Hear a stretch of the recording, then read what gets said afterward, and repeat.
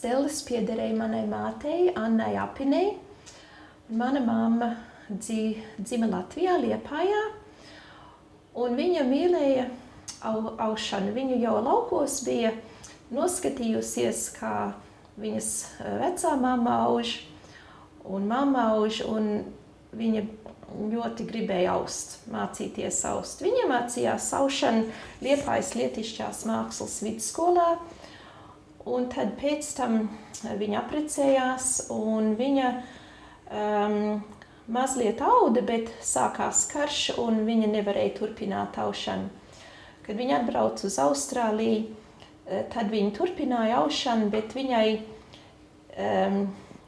saviem tautstērpiem gribējās daudz vairāk. Un viņai toreiz 50. gadā, 1950. gadā, kad viņa iebrauca Sidnejā, jau bija stelles. Un tās stelles, kas viņai toreiz bija, nebija šitās, tās bija Memingenā taisītas stelles, ko viņai viens kungs, kas tur nometnē dzīvoja, viņai uztaisīja.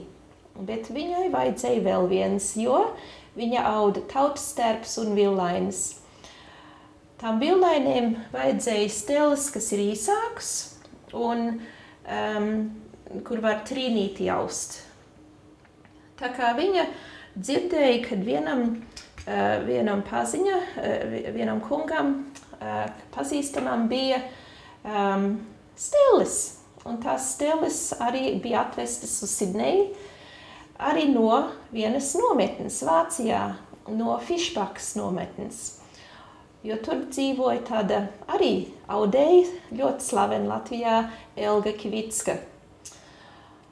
Un tās stelles mammai, viņa tās iegādājās, un tad viņai bija divas stelles. Šīs bija Elgas Kivickas bijušās stelles, un tad mammai bija arī tās viņas taisītās stelles.